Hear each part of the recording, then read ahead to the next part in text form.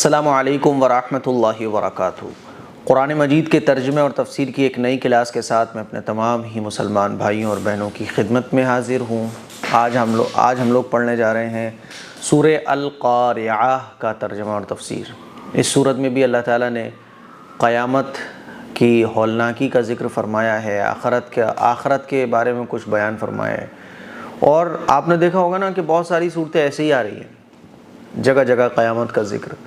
تو ایک ہی چیز کو بار بار اس لیے اللہ تعالیٰ بیان فرما رہا ہے تاکہ انسان سمجھے کہ یہ کتنی خطرناک چیز ہوگی قیامت، انسان ہوش میں آئے، انسان جاگے، انسان کے دل میں احساس پیدا ہو، کیونکہ انسان کی طبیعت ہوتی ہے نا، ایک ہی چیز کو جب بار بار کہا جائے تو اس کی اہمیت کا پتہ چلتا ہے۔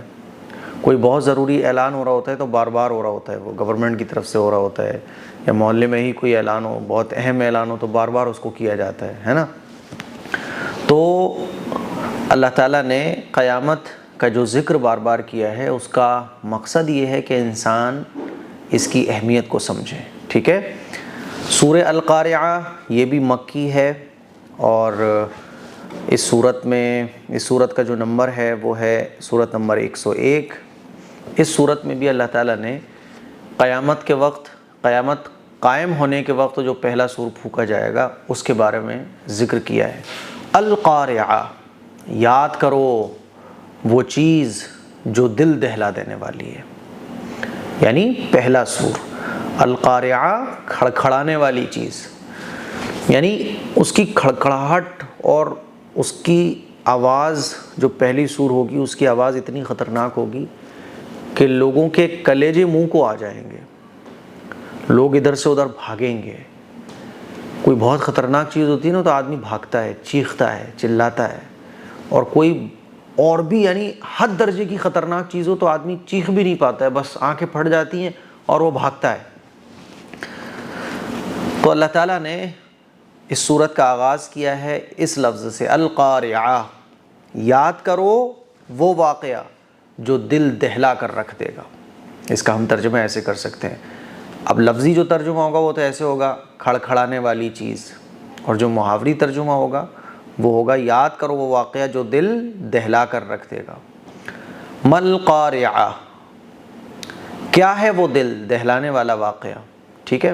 اب ایسے ہوتا ہے نا، جیسے ہم بچوں کو بھی کہتے ہیں، ارے بھائی تمہیں پتہ بھی ہے، کیا تمہیں معلوم ہے؟ ٹیچر اپنے اسٹوڈنٹ سے بولتا ہے کیا تمہیں پتہ ہے؟ اس کا مطلب یہ ہوتا ہے کہ ٹیچر سوال جو کر رہا ہے وہ بار بار اس لیے کر رہا ہے کہ دیکھو یہ چیز سمجھ لو، بہت اہم ہے نا۔ اعوذ باللہ من الشیطان الرجیم، بسم اللہ الرحمن الرحیم۔ القارعہ، کھڑکھڑانے والی چیز، یہ ورڈ بائی ورڈ ترجمہ ہو گیا۔ اور اگر آپ محاوری ترجمہ تو کیسے کریں گے؟ یاد کرو وہ واقعہ جو دل دہلا کر رکھ دے گا، جو دل ہلا کر رکھ دے گا۔ مل قارعہ، اور وہ دل ہلانے والا واقعہ کیا ہے؟ وما ادراک ما القارعہ، اور آپ کو کیا معلوم کہ وہ دل دہلانے والا واقعہ کیا ہے؟ یوم یکون الناس کالفراش المبثوث، جس دن انسان بکھرے ہوئے پتنگوں کی طرح ہو جائیں گے۔ کون سے دن؟ قیامت کے دن۔ تو قیامت کے دن، وہ قیامت کا دن ہے، وہ کون سا دن ہے؟ قیامت کا دن ہے، جس دن انسان بکھرے ہوئے پتنگوں کی طرح ہو جائیں گے۔ آپ نے دیکھا ہوگا پتنگے آ جاتے ہیں، چراغ جل رہا ہو، آپ کینڈل جلا کے رکھ دیں تو پتنگے آ جاتے ہیں، بلب کے آس پاس کتنے پتنگے آ جاتے ہیں۔ تو جیسے پتنگے کمزور ہوتے ہیں، ہے نا، اور بڑی تعداد میں ہوتے ہیں، ایسے ہی آپ اندازہ کرو کہ جب سے دنیا بنی ہے تب سے لے کے قیامت تک جتنے بھی انسان ہوں وہ ایک ساتھ کھڑے ہوں، کیسا خطرناک منظر ہوگا، ہے نا۔ تو انسان اتنا ہی کمزور ہے۔ اصل میں پتنگوں کو اللہ تعالیٰ نے بیان کیا یہاں تو اس سے بتانا یہ مقصد ہے کہ انسان اتنا ہی کمزور ہے۔ تو اللہ تعالیٰ فرماتا ہے وہ قیامت ہے جس دن انسان بکھرے ہوئے پتنگوں کی طرح ہو جائیں گے۔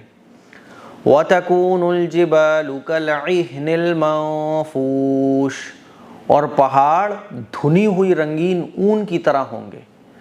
جیسے آپ نے دیکھا ہوگا سردی وغیرہ آتی ہیں تو ہم لوگ اپنے لحاف اور گدے بھرواتے ہیں نا، تو دھنے جو ہوتے ہیں وہ روئی کو دھنتے ہیں، تو روئی جب وہ دھن رہے ہوتے ہیں تو روئی میں سے تھوڑی بہت روئی نکل کے اڑ رہی ہوتی ہے. تو اللہ فرماتا ہے کہ ایسے ہی پہاڑ ہو جائیں گے. اب ان پہ آپ کوئی کلر اور ڈال دو یوں کر کے تو الگ الگ کلر سب پہ پڑے گا تو اڑتی ہوئی روئی کیسی لگے گی. تو بالکل ایسے ہی جب قیامت قائم ہوگی تو سور پھونکا جائے گا اور پہاڑ ایسے ہو جائیں گے جیسے دھنی ہوئی رنگین اون. تو اللہ فرماتا ہے وَتَكُونُ الْجِبَالُ كَالْعِهْنِ الْمَنفُوشِ. اندازہ کرو آپ کی قیامت کتنی سخت ہوگی. یہ بڑے بڑے پہاڑ اور چٹانوں کو توڑنے کے لیے بڑی بڑی کرینیں اور بڑی بڑی مشینیں بھی فیل ہو جاتی ہیں. سالوں لگتے ہیں پہاڑوں کے بیچ سے راستہ بنانے کے لیے. اور جب قیامت قائم ہوگی تو یہ روئی کے گالوں کی طرح پہاڑ اڑتے پھریں گے. تو اللہ فرماتا ہے اور پہاڑ دھنی ہوئی رنگین اون کی طرح ہوں گے, ہے نا. فَأَمَّا مَن ثَقُلَتْ مَوَازِينُهُ. قیامت قائم ہو جائے گی. اب اللہ تعالیٰ حساب و کتاب فرمائیں گے. تو جس کا نیکیوں کا پلڑا بھاری ہوگا وہ کامیاب ہوگا اور جس کے گناہوں کا پلڑا بھاری ہوگا وہ ناکام ہوگا.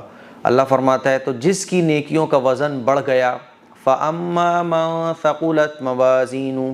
تو جس کی نیکیوں کا وزن بڑھ گیا فَهُوَ فِي عِيشَةٍ رَاضِيَةٍ. تو وہ پسندیدہ عیش و آرام میں ہوگا. تو وہ پسندیدہ عیش و آرام میں ہوگا. 1400 سال پہلے جب قرآن مجید کی یہ صورت نازل ہوئی تو لوگوں کو سمجھ نہیں آ رہا تھا کہ آخر نام اعمال, نیکیاں, گناہ کیسے تولے جائیں گے, ہے نا. آج کے ٹائم میں آپ دیکھو کہ ہوا کو بھی تولا جا سکتا ہے, انسان کا بلڈ پریشر بھی چیک کیا جا سکتا ہے, اور جو چیزیں ہمیں دیکھتی نہیں ہیں ان کا بھی وزن کیا جا سکتا ہے. ہماری باڈی کے ہر چیز کا وزن آج کے ٹائم میں, کسی بھی چیز کا وزن آج کے ٹائم میں ہو سکتا ہے, چاہے وہ دیکھ رہی ہو چاہے نہ دیکھ رہی ہو.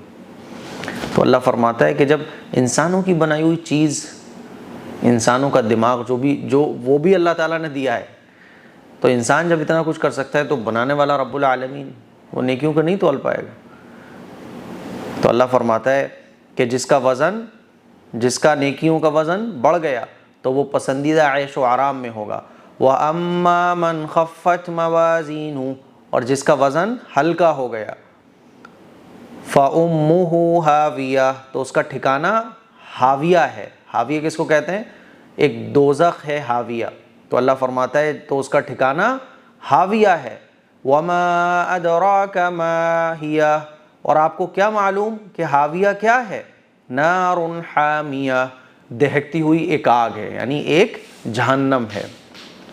تو اس صورت میں بھی اللہ تعالیٰ نے آخرت کے بارے میں لوگوں کو متوجہ کیا ہے کہ دیکھو ہوش میں آ جاؤ, ہے نا.